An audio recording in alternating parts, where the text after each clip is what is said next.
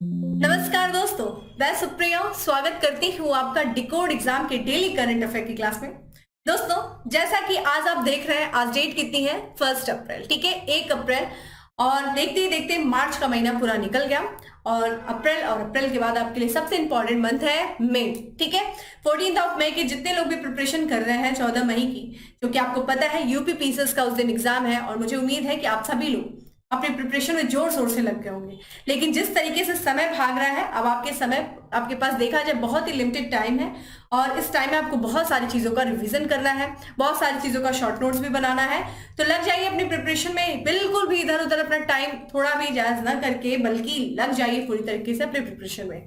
चलिए, इसी के साथ हम अपनी क्लास को स्टार्ट करते हैं दोस्तों। और आज की क्लास में हम बात कर रहे हैं 1 अप्रैल के करंट अफेयर को, 1 अप्रैल के करंट अफेयर को।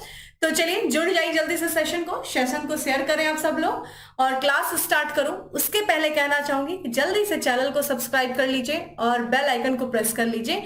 इससे आपको चैनल से रिलेटेड हर क्लास की वीडियो का प्रॉपर नोटिफिकेशन मिलेगा और आपकी कोई भी क्लास मिस नहीं होगी। चलिए स्टार्ट करते हैं अपनी क्लास को। और हमारी क्लास में आज का सबसे पहला प्रश्न है कि किसके सह संस्थापक गार्डन मूर का 94 वर्ष की आयु में निधन हो गया? तो देखिए, ये पूछ रहा है, एक कंपनी के संस्थापक हैं, इन्होंने स्थापना की थी उस कंपनी के अपने एक मित्र के साथ और इनका नाम है दोस्तों गार्डन मूर। और इनका 94 जो ईयर्स में इनकी डेथ हो चुकी है। और इनका नाम देखिए क्या है, ये किसके संस्थापक थे? ये इंटेल कंपनी, ठीक है, जो माइक्रोचिप बनाती है दोस्तों, किसके लिए? जो प्रोसेसर वगैरह आप यूज करते हैं अपने सिस्टम में। तो ये विश्व के जो सबसे बड़े सेमीकंडक्टर चिप की बात करें दोस्तों, तो ये सेमीकंडक्टर चिप के निर्माता में से एक देखा जाए इंटेल कोऑपरेशन के संस्थापक थे, ठीक है, गार्डन मूर। और इनका देखा जाए जो अमेरिका का द्वीप है, हवाई द्वीप, वहां पे इनका 94 वर्ष की आयु में क्या हो गया? निधन हो गया। इनकी तस्वीर आप देख रहे हैं और ये अमेरिका के, ठीक है, गार्डन मूर की बात करें तो ये अमेरिकी थे, अमेरिकी इंजीनियर और ये उद्यमी थे। इन्होंने बात किया जाए इंटेल की जो स्थापना की थी दोस्तों 1968 में की थी, अपने एक मित्र रॉबर्ट नोयस के साथ इन्होंने मिलकर के इंटेल की स्थापना की थी, जिस कारण से इनको सह संस्थापक कहा जाता है इंटेल का। इंटेल के मुख्यालय की बात करें दोस्तों तो सांता क्लारा, जो कि कैलिफोर्निया में एक जगह है, कैलिफोर्निया जो कि संयुक्त राज्य अमेरिका का एक प्रांत है, वहां पे इंटेल का हेडक्वार्टर है। आपके लिए इंपॉर्टेंट है ये। इंटेल की बात करें, जब इंटेल आया अस्तित्व में तो इसने देखा जाए जो प्रौद्योगिकी का उद्योग है, ठीक है, उसमें एक महत्वपूर्ण योगदान दिया। सबसे इंपॉर्टेंट क्या है? माइक्रो प्रोसेसर, ठीक है। 1971 में पहले माइक्रो प्रोसेसर इंटेल 4004 का विकास इसमें शामिल है, ठीक है। तो एक महत्वपूर्ण योगदान दिया, एक क्रांति लाई, ठीक है, इंटेल प्रौद्योगिकी क्षेत्र में। वर्तमान में इंटेल के जो सीईओ हैं वो है पेट जेलसिंगर, ठीक है। पेट जेलसिंगर जो है ये वर्तमान में इंटेल के सीईओ हैं। कुछ अन्य भी यहाँ पे कंपनियां हैं जिसके आपके सीईओ या फिर संस्थापक के रूप में आप देख सकते हैं। सबसे पहले जो है एप्पल के सीईओ वर्तमान में कौन है दोस्तों? टिम कुक है। और आप मुझे बताइए एप्पल कंपनी के संस्थापक कौन थे? वहीं देखें गूगल के सीईओ कौन है दोस्तों? सुंदर पिचई। और यूट्यूब के सीईओ वर्तमान में नील मोहन, ठीक है। तो ये कुछ महत्वपूर्ण कंपनियों के सीईओ हैं वर्तमान में, ये आपके लिए इंपॉर्टेंट है। आइए हम बात करते हैं अगले प्रश्न की। दोस्तों, हमारा आज का अगला प्रश्न है कि निम्न में से किस राज्य सरकार ने प्रमुख सड़क परियोजना है जिसका नाम है पथश्री रास्ता श्री परियोजना का शुभारंभ किया है? तो किस राज्य सरकार ने किया है प्रमुख सड़क पथश्री या फिर रास्ता श्री परियोजना का शुभारंभ? ऑप्शंस आप देख रहे हैं, जिन्हें आंसर पता है वो कमेंट बॉक्स में आंसर करें, जिन्हें नहीं पता है वो ध्यान से देखें। तो इसका जो करेक्ट आंसर है वो है पश्चिम बंगाल। पश्चिम बंगाल की सरकार ने देखिए एक प्रमुख सड़क परियोजना चलाई है जिसका नाम है पथश्री रास्ता श्री परियोजना। और यहाँ पे देखिए जो वर्तमान में पश्चिम बंगाल की मुख्यमंत्री हैं ममता बनर्जी, उन्होंने पश्चिम बंगाल का एक जिला है सिंगूर जिला, ठीक है, वहां पे इन्होंने पथश्री रास्ता श्री का शुभारंभ किया। ध्यान रखिएगा, यहाँ पे टाइपिंग मिस्टेक है, शुभारंभ। इस परियोजना की बात किया जाए दोस्तों, जो कि ये पश्चिम बंगाल की एक महत्वपूर्ण परियोजना है और नाम से पता चल रहा है पथश्री रास्ता श्री, यानी कि ये एक सड़क निर्माण से संबंधित ये परियोजना है। और इस परियोजना के अंदर पश्चिम बंगाल की सरकार देखें जो वहां का जिले हैं 22 जिले, उनमें 12,000 किलोमीटर का क्या करेंगी? सड़क का निर्माण करेंगी। और इसी के साथ जो उद्देश्य है कि जो पश्चिम बंगाल की जो सड़कें हैं तो सड़क के बुनियादी ढांचे को मजबूत करने के उद्देश्य से, और इतना ही नहीं गांवों के बीच में आपसी संपर्क को स्थापित करने के लिए, आपसी संपर्क को स्थापित करने के उद्देश्य से, ठीक है, कनेक्टिविटी को बढ़ावा देने के लिए, ठीक है, वहां पे देखा जाए परिवहन क्षेत्र को बढ़ावा देने के लिए इस परियोजना का जो शुभारंभ किया गया है पश्चिम बंगाल की सरकार ने। ठीक है, कहां से किया है? पश्चिम बंगाल के जिले सिंगूर से किया है। ठीक है, आइए थोड़ा पश्चिम बंगाल के बारे में देख लेते हैं। देखिए, पश्चिम बंगाल भारत के ईस्ट में स्थित है, नाम है पश्चिम बंगाल लेकिन भारत की ईस्ट में स्थित है। ठीक है, यहाँ पे आप देख सकते हैं पश्चिम बंगाल है ये, जिसकी सीमा देखिए एक इसकी अंतर्राष्ट्रीय सीमा भी है, बांग्लादेश से लगी हुई है। और जिलों की बात करें, आप माफ करिए राज्यों की बात करें तो यहाँ पे देखिए असम से इसकी सीमा लग रही है, सिक्किम से इसकी सीमा लग रही है, और हाँ नेपाल, अंतर्राष्ट्रीय जो सीमा है नेपाल, और साथ ही साथ दोस्तों बांग्लादेश से। वही बात करें इसकी सीमा जो है बिहार से, झारखंड से और छत्तीसगढ़ से अपनी सीमा को साझा करता है। इसकी राजधानी की बात किया जाए दोस्तों तो कोलकाता जो है इसकी राजधानी। वही राज्यपाल की बात किया जाए तो डॉक्टर सीवी आनंद बोस जो है वो यहाँ के राज्यपाल है वर्तमान, और यहाँ की जो मुख्यमंत्री है वो है ममता बनर्जी। विधायिका क्षेत्र की बात किया जाए तो यहाँ सिर्फ एक सदनीय विधायिका है, यानी कि विधानसभा है, जिसमें 294 सीटें हैं। राष्ट्रीय उद्यान देखिए कौन कौन सा है पश्चिम बंगाल में, सुंदरवन राष्ट्रीय उद्यान है। ठीक है, और यहाँ पे देखा जाए जल्दापारा राष्ट्रीय उद्यान, ये भी पश्चिम बंगाल में है। वन्यजीव अभ्यारण्य की दोस्तों बात किया जाए तो वन्यजीव अभ्यारण्य जो है वो छपरावाली वन्यजीव अभ्यारण्य, और दूसरा देखा जाए महानंदा वन्यजीव अभ्यारण्य। देखिए आपने यहाँ पे देखिए राष्ट्रीय उद्यान की बात करें और वन्यजीव अभ्यारण्य की बात करें, आपको ये मुझे बताना है कि किसी भी क्षेत्र को राष्ट्रीय उद्यान और वन्यजीव अभ्यारण्य को घोषित करने का अधिकार किसके पास होता है, किसको, स्टेट को होता है या गवर्नमेंट को होता है, और किस अधिनियम के द्वारा किसी क्षेत्र को राष्ट्रीय उद्यान, नेशनल पार्क या फिर उसे हम बायोस्फीयर रिजर्व के रूप में डिक्लेयर करते हैं, ये आप मुझे बताएंगे कमेंट बॉक्स में। और दोनों में डिफरेंस क्या है, राष्ट्रीय उद्यान में और वन्यजीव अभ्यारण्य में, इन दोनों का डिफरेंस भी आप मुझे बताएंगे। स्पेशली बताइए कि किस अधिनियम के तहत किसी क्षेत्र को राष्ट्रीय उद्यान और वन्यजीव संरक्षण जो है वन्यजीव अभ्यारण्य घोषित किया जाता है। बहुत ही इंपॉर्टेंट है ये क्वेश्चन, देखिए यूपीपीएससी वगैरह में इसी टाइप के प्रश्न पूछे जाते हैं। चलिए अगला प्रश्न है कि हाल ही में किस शहर में भगवान बसवेश्वरम और नाद प्रभु केम्पेगौड़ा की मूर्ति का अनावरण किया गया है? ठीक है, तो भगवान यहाँ पे बसवेश्वर और नाथ प्रभु केम्पेगौड़ा की मूर्ति का अनावरण गृह मंत्री जी के द्वारा किया गया है। किस शहर में दोस्तों किया गया है? तो ये किया गया है बेंगलुरु में किया गया है। ठीक है, कर्नाटक की कैपिटल बेंगलुरु में किया गया है। तो आइए इसके बारे में हम बात करते हैं कि केंद्रीय मंत्री जो है वर्तमान में केंद्रीय गृह मंत्री देखिए अमित शाह है, इन्होंने हाल ही में कर्नाटक की कैपिटल बेंगलुरु में 2 मूर्तियों का अनावरण किया है, और एक मूर्ति जो कि भगवान बसवेश्वर से संबंधित है और दूसरी जो मूर्ति है वो है नाद प्रभु केम्पेगौड़ा से। ठीक है, अगर हम भगवान बसवेश्वर की बात करें तो ये कौन थे दोस्तों? तो ये कर्नाटक क्षेत्र में एक सामाजिक सुधारक थे, और माना जाता था कि जो कर्नाटक में जो लिंगायत संप्रदाय था उसके ये संस्थापक भी माने जाते हैं। ठीक है, शैव संप्रदाय से संबंधित है लिंगायत धर्म, और कर्नाटक में जो है उसके संस्थापक भगवान बसवेश्वर को माना जाता था। इन्होंने देखे, चूंकि हमने बात किया ये एक सामाजिक सुधारक थे, तो इन्होंने सामाजिक न्याय के क्षेत्र में, और इतना ही नहीं स्त्रियों की स्थिति को भी समाज में उठाने के लिए कार्य किया, और समानता को बढ़ावा देने में इन्होंने बहुत बड़ी भूमिका निभाई। तो समानता को बढ़ावा देने के लिए भी इन्होंने काफी कार्य किया। वही बात करें नाथ प्रभु केम्पेगौड़ा की, तो देखिए ये एक ऐतिहासिक व्यक्ति थे और कर्नाटक के स्वतंत्रता संग्राम में भी इन्होंने भाग लिया था। ठीक है, तो ये इनका जो है ये 2 महत्वपूर्ण शख्सियत हैं जिनके मूर्ति का अनावरण केंद्रीय गृह मंत्री अमित शाह जी के द्वारा किया गया है, बेंगलुरु में किया गया है। इसी के साथ साथ अभी हम लोगों ने कुछ दिन पहले ही पढ़ा है कि जो गृह मंत्री हैं अमित शाह जी ने, इन्होंने देखिए मां शारदा देवी मंदिर का भी ई उद्घाटन किया है। कहां पे? जम्मू कश्मीर में। ठीक है, तो जम्मू कश्मीर में जो सेक्टर है करनाल सेक्टर, जो कि पीओके नियंत्रण रेखा के पास में स्थित है, वहां पे गृह मंत्री जी ने मां शारदा देवी का मंदिर का अनावरण किया है। ठीक है, इस मंदिर की बात किया जाए दोस्तों तो ये देखिए जम्मू कश्मीर का जिला है कुपवाड़ा जिला, वहां की तहसील है करनाल तहसील में जो गांव है तीतवाल गांव, वहां पे किशन गंगा नदी के तट पे ये स्थित है। मैंने आप लोगों से ये भी बात आया था कि इस मंदिर की जो स्थापना की गई थी, माना जाता है जो पांडवों को वनवास मिला था उस दौरान इस मंदिर की स्थापना की गई थी, और आगे चल करके इस मंदिर का जो पुनरुद्धार किया गया था, जीर्णोद्धार किया गया था, वो पता है कश्मीर के जो शासक थे 8वीं शताब्दी में ललितादित्य जी के द्वारा जो है किया गया था। तो हम लोगों ने इसके बारे में बात किया था, तो ये भी आपके लिए बहुत इंपॉर्टेंट हो जाता है।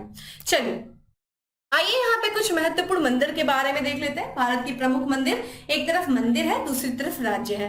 देखिए सबरीमाला का मंदिर बहुत इंपॉर्टेंट है जो कि केरल राज्य में है। वही विरूपाक्ष मंदिर जो कि हम्पी में है, कर्नाटक के हम्पी में है, ठीक है। मीनाक्षी मंदिर तमिलनाडु में है, तिरुपति मंदिर या फिर और दूसरी श्री शैलम मंदिर ये आंध्र प्रदेश में है, दूसरी तेली का मंदिर, सास बहू का मंदिर ये ग्वालियर मध्य प्रदेश में है। तो ये कुछ महत्वपूर्ण मंदिर हैं जो आपके एग्जाम के लिए इंपॉर्टेंट है। आइए अगले प्रश्न की तरफ बढ़ते हैं और हमारा अगला प्रश्न है कि निम्नलिखित में से कौन सा मंत्रालय स्माइल और श्रेष्ठ योजनाएं लागू कर रहा है। स्माइल और श्रेष्ठ योजनाएं लागू करने वाला राज्य कौन सा है दोस्तों? ऑप्शंस आप देख रहे हैं और इसका जो करेक्ट आंसर है दोस्तों वो है बी, ठीक है। सामाजिक न्याय और अधिकारिता मंत्रालय जो है इसमें स्माइल और श्रेष्ठ योजनाओं को लागू कर रहा है, ठीक है।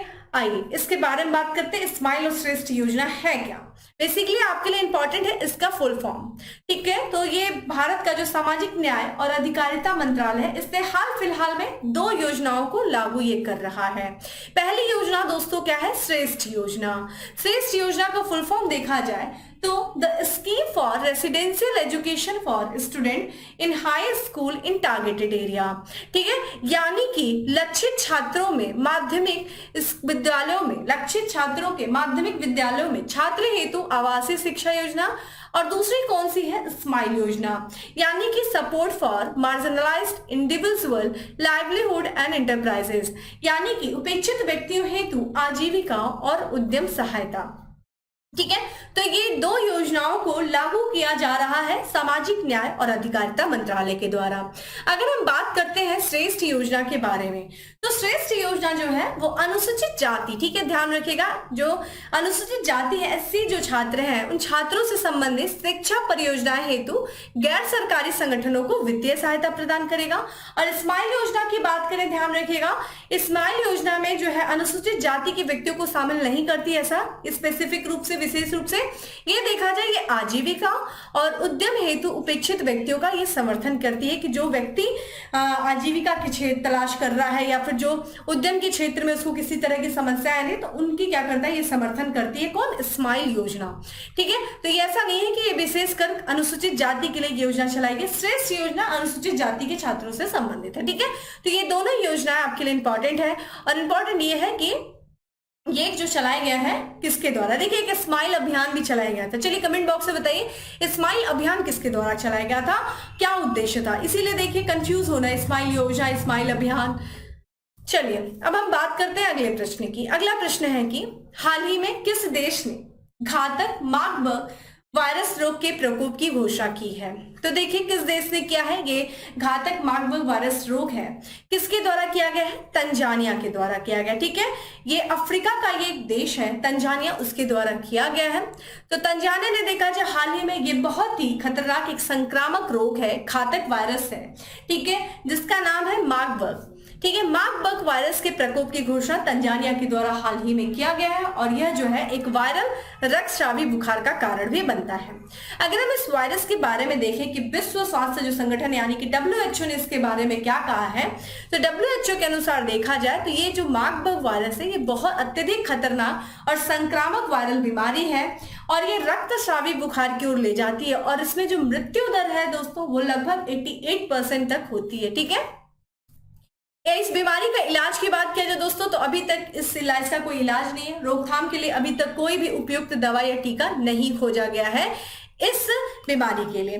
वहीं इस वायरस की बात किया जाए दोस्तों तो इस वायरस को सबसे पहले दोस्तों जर्मनी में जो है पाया गया था 1967 में। ऐसा नहीं है कि ये कोई नया वायरस है, लेकिन सबसे पहला जो इसकी जो है इस वायरस जो सामने आया था 1967 में जर्मनी में ही आया था। और यहाँ पे जो है एक बार मानव जो है अगर इस वायरस से संक्रमित हो जाता है तो देखिए वो क्या है कि मानव से मानव जो है ये वायरस फैलता है और उसके जो रक्त से स्राव या अन्य जो शारीरिक जो तरल पदार्थ होता है अगर उसके सीधे संपर्क में दूसरा व्यक्ति आता है तो वो भी इस वायरस से संक्रमित हो जाता है। यह वायरस देखा जाए मैंने जैसा बताया कि शरीर के तरल पदार्थ हो जैसे कि लार हो गया, पसीना हो गया, जो नाक से स्राव होता है वो, या फिर इन सब से जो है ये जो स्रावित तरल पदार्थ होते हैं मानव के, तो उस मानव के इन तरल पदार्थों से संपर्क में आने से एक स्वस्थ व्यक्ति भी इस बीमारी से क्या हो सकता है, इस वायरस से संक्रमित हो सकता है। तो मार्बर्ग वायरस आपके लिए बहुत इंपॉर्टेंट है। तंजानिया ने भी हाल ही में इस वायरस के फैलने की घोषणा की है, ठीक है। अभी हाल ही में देखा जाए एशिया से भी ज्यादा खतरनाक मलेरिया रोग वाहक का पता चला है दोस्तों, किस देश में? केन्या में। ठीक है, और देखिए मलेरिया के बारे में बात किया जाए तो देखिए मलेरिया भी मच्छर से होने वाला रोग है। तो देखिए कई लोग कंफ्यूज होते हैं, मच्छर से डेंगू भी होता है, मच्छर से मलेरिया भी होता है। डेंगू देखा जाए एडीज मच्छर से होता है, लेकिन मलेरिया मादा एनाफिलीज से होता है। तो ये आपके लिए बहुत इंपॉर्टेंट है। देखिए यहाँ पे हमें ये मच्छर दिए हुए हैं जो कि वाहक होते हैं इन बीमारियों के, और हम देखना है कि एडीज से कौन सी बीमारी होती है, एनाफिलीज से और क्यूलेक्स से। यहाँ पे एडीज की बात करें तो देखिए चिकनगुनिया, डेंगू बुखार, ठीक है, लिम्फेटिक फाइलेरिया, रिफ्ट वैली बुखार, पीला बुखार जिसे पित्त ज्वर कहते हैं, या जीका, तो ये एंडीज वायरस से, ठीक है, एडीज वायरस से होती है। वही बात करें मादा एनाफिलीज किस किस बीमारियों के वाहक है, तो मलेरिया की, लिम्फेटिक फाइलेरिया अफ्रीका में। क्यूलेक्स देखिए जापानीज इंसेफ्लाइटिस, ठीक है, lymphatic filaria, West Nile fever. तो ये कुछ इंपॉर्टेंट है। और ये देखिए ये जो बॉक्स है ना, ये आपके लिए बहुत इंपॉर्टेंट है, इसको कहीं लिख लीजिएगा। ऐसे क्वेश्चन बार बार एग्जाम में आते हैं, कई बार बच्चे गलती कर जाते हैं। मलेरिया में जो ऑप्शन दे देता है कि वाहक कौन है, एडीज भी दिया जाता है, एनाफिलीज कई बार एडीज लगा देते हैं। इवन डेंगू वाले केस में तो अक्सर लोग लगा जाते हैं मादा एनाफिलीज। तो आपको इसमें देखना है कि ये दोनों में क्या है, कौन इसका वाहक है, ये इंपॉर्टेंट है। ठीक है, चलिए चूंकि बात कर रहे थे तंजानिया की, और तंजानिया अफ्रीका में स्थित एक देश है जो कि अफ्रीका के ईस्ट कोस्ट पे स्थित है। ठीक है, आपके सामने ये अफ्रीका का मैप है और यहाँ पे आपको दिखाई देगा तंजानिया। मैंने बताया अफ्रीका के ईस्ट कोस्ट पे स्थित ये कंट्री है जिसकी सीमा, ध्यान रखिएगा, इंडियन ओशन से लगती है। और यहाँ पे देखिए तंजानिया की सीमा देखिए किससे किससे लगती है, आप देख सकते हैं केनिया से लग रही है, ठीक है, युगांडा से लग रही है, रवांडा से लग रही है, बुरुंडी से लग रही है, ठीक है, और यहाँ पे अगर आप देखें तो जाम्बिया से लग रही है, और यहाँ पे मोजाम्बिक से जो है किसकी सीमा, तंजानिया की सीमा लगती है। तंजानिया के दोस्तों कैपिटल की बात किया जाए दोस्तों तो यहाँ का इसका जो कैपिटल है वो है डोडोमा, ठीक है, और यहाँ की जो करेंसी है वो है तंजानिया शिलिंग। और राष्ट्रपति की बात किया जाए प्रेसिडेंट की तो वह है सामिया सुलू हसन। देखिए यहाँ पे एक दो द्वीप है तंजानिया से संबंधित जो बहुत इंपॉर्टेंट है, आप यहाँ पे देख सकते हैं। देखिए ये पेम्बा द्वीप है, पेम्बा आइलैंड, और ये देखा जाए जंजीबार आइलैंड, और ये दोनों ही द्वीप देखा जाए लौंग के लिए बहुत ही प्रसिद्ध रहे हैं ये द्वीप। अब आप यहाँ पे देख सकते हैं, देखिए आपको यहाँ पे कुछ लेक दिख रही है, वो बहुत इंपॉर्टेंट है। देखिए यहाँ पे लेक विक्टोरिया दिख रही है दोस्तों। लेक विक्टोरिया देखिए 3 देशों से लगी हुई है, केनिया से, युगांडा से और तंजानिया से। इंपॉर्टेंट आपके लिए ये है, ये देखिए लेक टंगनिका दोस्तों। लेक टंगनिका जिसकी सीमा देखिए किससे किससे लग रही है, आप देख सकते हैं 4 कंट्री से लेक टंगनिका की सीमा लगती है। कौन कौन सी है, यहाँ पे देखिए तंजानिया से, फिर बुरुंडी से, फिर जायरे से है, और यहाँ पे आप देख सकते हैं जाम्बिया से अपनी सीमा लगती है। लेक टंगनिका आपके लिए क्यों इंपॉर्टेंट है, क्योंकि ध्यान रखिएगा ये दुनिया की सबसे लंबी, ठीक है, मीठे पानी की झील है। तो लॉन्गेस्ट फ्रेश वाटर ये झील है दुनिया की, और दूसरी ये सेकेंड देखा जाए डीपेस्ट लेक वाटर है, ठीक है। तो यहाँ पे आप देख सकते हैं ये दुनिया की सबसे जो गहरी झील है, दूसरी सबसे गहरी झील है किसके बाद, लेक बैकाल के बाद, ठीक है। लेक बैकाल दोस्तों ये ध्यान रखिएगा ये रशिया की झील है और ये दुनिया की सबसे गहरी झील है। और दूसरी सबसे गहरी झील कौन सी है, लेक टंगनिका। लेक टंगनिका जो कि अफ्रीका में स्थित है, 4 देशों से अपनी सीमा को साझा करती है, और लेक टंगनिका दुनिया की सबसे लंबी फ्रेश वाटर झील है। तो ये हमें यहाँ से इंपॉर्टेंट चीजें दिख रही है।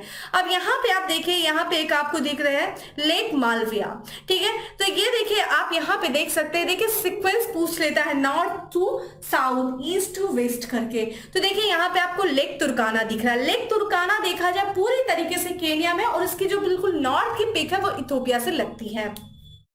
वहीं हम लोगों ने लेक विक्टोरिया के बारे में बात किया। अब यहाँ पे देखिए साउथ, यहाँ नॉर्थ टू साउथ जाइए, लेक अल्बर्ट है जो कि युगांडा से, डेमोक्रेटिक रिपब्लिक ऑफ कांगो से लग रही है, ठीक है। यहाँ पे अगर आप देखेंगे तो यहाँ पे लेक अल्बर्ट है, ठीक है, एडवर्ड है। यहाँ पे देखिए रवांडा और डेमोक्रेटिक रिपब्लिक ऑफ कांगो से लगी हुई लेक कौन सी है, लेक कीवू है, ठीक है। यहाँ पे टंगानिका के बारे में हम लोगों ने देखा, ठीक है। यहाँ पे देखिए लेक मालवी है, और ये बहुत इंपॉर्टेंट है, इसकी सीमा 3 देशों से लग रही है, तंजानिया से, मोजाम्बिक से, मालवी से, ठीक है।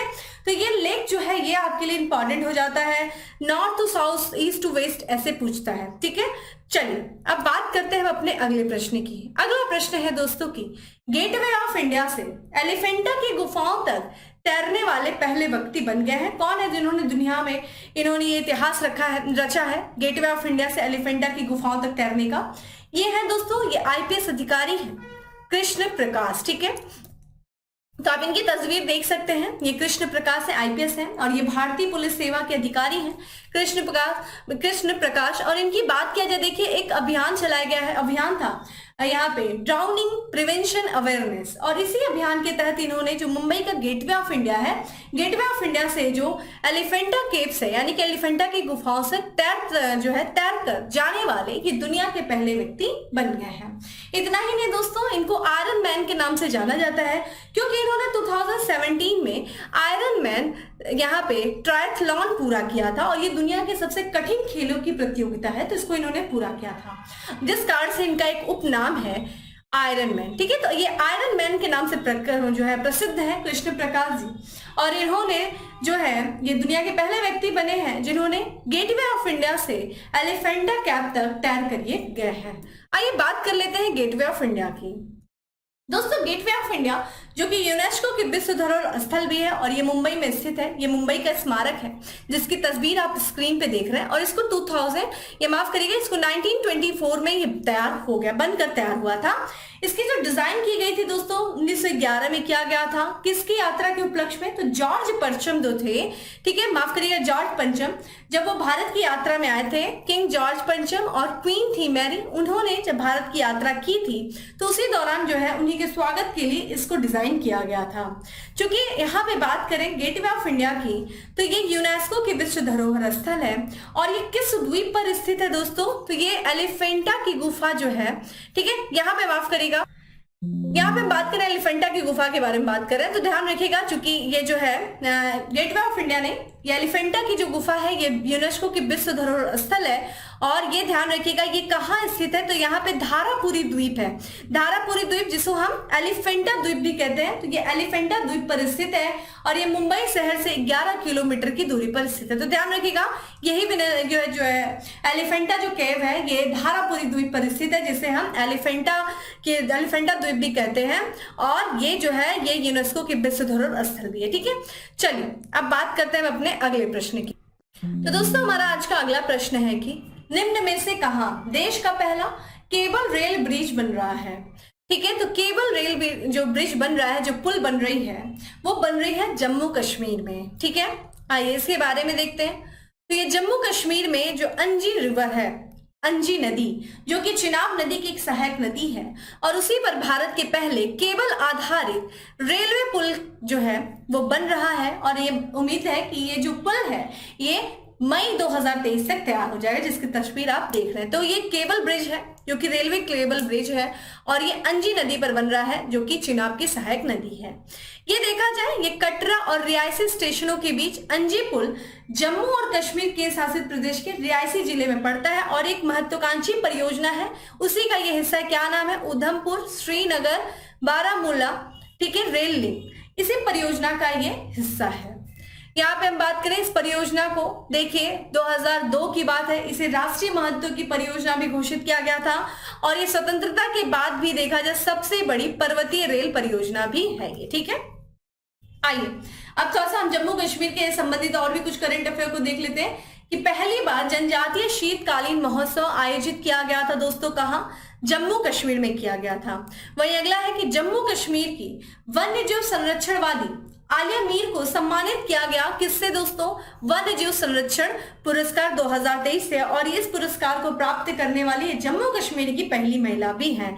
ठीक है, और ये वाइल्ड लाइफ SOS प्रोग्राम में शामिल होने वाली भी जम्मू कश्मीर की पहली महिला है, और इनको वन्य जीव संरक्षण अभियान जो पुरस्कार 2023 से सम्मानित किया गया। 2-3 दिन पहले हम लोगों ने इस बारे में पढ़ा था, और इनकी तस्वीर आप स्क्रीन पे देख रहे हैं।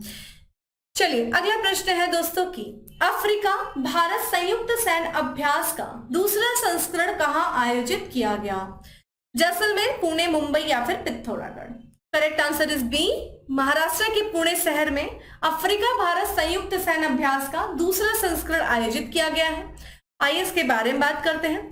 तो अफ्रीका भारत का संयुक्त सैन्य अभ्यास जो है प्रक्षेत्र प्रशिक्षण अभ्यास है, जिसका दूसरा संस्करण दोस्तों 16 मार्च को शुरू हुआ था, 29 मार्च तक चला था, और ये पुणे के एक जो है क्षेत्र है औध के विदेशी प्रशिक्षण नोड में इसको संपन्न हुआ था। अभ्यास का उद्देश्य क्या है दोस्तों? दोनों ही देशों के बीच में, दोनों क्षेत्रों के बीच में सैन्य संबंधों का निर्माण करना, एक दूसरे की सर्वश्रेष्ठ कार्य योजना को आत्मसात करना आदि चीजें जो है इसमें शामिल है। आइए कुछ अन्य भी चीजें देख लेते हैं। इंपॉर्टेंट यह है कि जैसा कि अभी आप लोगों को पता था, एक्सरसाइज कोबरा वॉरियर आयोजित किया गया ब्रिटेन में, और इसमें पहली बार जो है भारतीय वायुसेना ने भाग लिया। ठीक है, तो एक्सरसाइज कोबरा वॉरियर जो है आयोजित किया गया यूनाइटेड किंगडम में, जिसमें पहली बार भारतीय वायुसेना ने भाग लिया। इस अभ्यास कोबरा वॉरियर जो है ये शुरू हुआ था 6 मार्च से और ये 24 मार्च तक आयोजित किया गया है, और यूनाइटेड किंगडम में रॉयल एयरफोर्स के वेडिंगटन एयरफोर्स बेस में इसको आयोजित किया गया। भारत के साथ साथ देखिए, भारत ही नहीं कुछ अन्य देश भी इसमें पहली बार भाग लिए इस अभ्यास में, जैसे कि फिनलैंड और सऊदी अरब जो है इस अभ्यास में पहली बार भाग लिए। तो ये भी आपके लिए इंपॉर्टेंट है ये एक्सरसाइज। चलिए अब बात करते हैं अगले प्रश्न की। दोस्तों हमारा अगला प्रश्न है कि निम्नलिखित में से कहां इंडियन ताइक्वांडो प्रीमियम लीग का शुभारंभ हुआ है? तो ये ध्यान रखिएगा, ये नई दिल्ली में आयोजित किया जा रहा है, और इसके बारे में देखा जाए तो ये इंडियन जो है नई दिल्ली में फ्रेंचाइजी आधारित है, ये इंडियन ताइक्वांडो प्रीमियम लीग। ठीक है, इसका शुभारंभ किया है, और इस लीग में देखा जाए 12 टीमें जो है वो भाग ले रही हैं। इसमें देखा जाए कुछ अन्य भी हम करंट अफेयर्स देख लेते हैं जो आपकी स्पोर्ट्स से रिलेटेड है, इसके लिए इतना काफी है। देखिए अभी हाल फिलहाल में पहली बार जो है वुमेन प्रीमियम लीग का आयोजन किया गया था मुंबई में, और इसका फाइनल भी हो गया है। मुंबई के फाइनल में देखिए बेब्रोन स्टेडियम में ये फाइनल मैच खेला गया था मुंबई के, और इसमें देखिए ये जो पहला इंडिया महिला प्रीमियम लीग था, इसके फाइनल में दिल्ली कैपिटल को 60 विकेट से हरा करके पहला वुमेन प्रीमियम लीग किसने जीता दोस्तों? तो मुंबई इंडियंस ने जीता। ध्यान रखिएगा, मुंबई के बेब्रोन स्टेडियम में खेला गया। वहीं देखा जाए एशिया हॉकी महासंघ ने बेस्ट ऑर्गेनाइजर अवार्ड से सम्मानित किया किसे? भारत के हॉकी महासंघ को। जैसा कि आपको पता है इसी साल पुरुष हॉकी विश्व कप हुआ है उड़ीसा के भुवनेश्वर राउरकेला में, और जिस तरह का आयोजन किया है भारत के हॉकी महासंघ ने, इसको देखते हुए एशिया हॉकी महासंघ ने बेस्ट ऑर्गेनाइजर का अवार्ड से सम्मानित किया है।